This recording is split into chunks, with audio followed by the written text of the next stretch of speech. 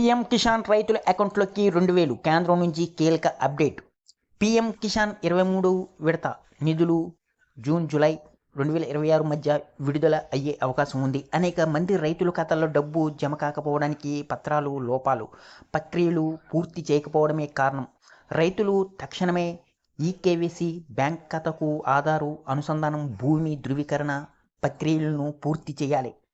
ఈ వీడియోని ఎక్కడ స్కిప్ చేయకుండా పూర్తి వరకు చూడండి, లేకపోతే మీకు పూర్తి సమాచారం అందదు. ఎవరైనా కొత్తగా ఈ వీడియో కానీ చూస్తున్నట్లయితే మా ఛానల్ని సబ్స్క్రైబ్ చేయడం మాత్రం మర్చిపోకండి. ఇక వివరాల్లోకి వెళ్తే, ప్రధానమంత్రి కిసాన్ సమ్మాన్ నిధి యోజన కింద 23 విడత కోసం ఎదురు చూస్తున్న కోట్లాది మంది రైతులకు కేంద్రం ప్రభుత్వం కీలక సూచనలు జారీ చేసింది. ఇప్పటికే 2026 మార్చి 13న అస్సాంలోని గౌహతి నుంచి ప్రధానమంత్రి నరేంద్ర మోదీ 23వ విడత నిధులను విడుదల చేసిన విషయం తెలిసిందే.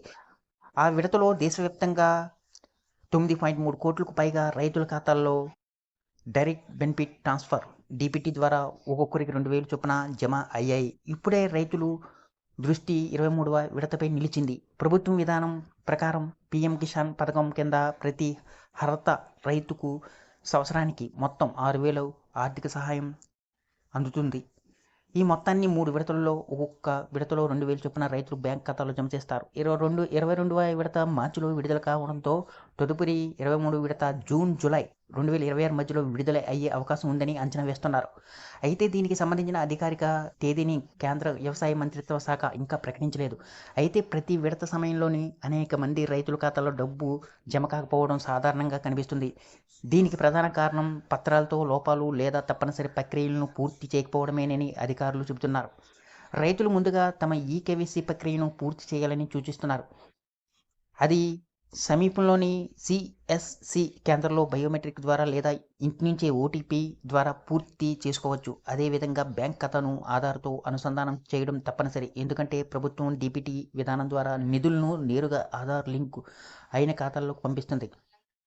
అలాగే భూమి ధృవీకరణ ప్రక్రియ కూడా పూర్తి కావాలి. భూమి రికార్డులు ప్రభుత్వం డేటాబేస్లో సరిగ్గా నమోదు అయి ఉండాలని అధికారులు స్పష్టం చేస్తున్నారు. ప్రభుత్వం ఈ పథకంలో పారదర్శకత పెంచేందుకు నిబంధనలను కఠినతరం చేసింది. 2019 ఫిబ్రవరి 1 తర్వాత వ్యవసాయ భూమి కొనుగోలు చేసిన వారు లేదా ఒకే కుటుంబంలో భార్యాభర్తలు వేరువేరుగా లబ్ధి పొందుతున్నట్లు గుర్తిస్తే వారి చెల్లింపులను నిలిపివేస్తున్నారు. ఈ వీడియో కానీ మీకు నచ్చినట్లయితే ఒక లైక్, సబ్స్క్రైబ్ చేయడం మాత్రం మర్చిపోకండి.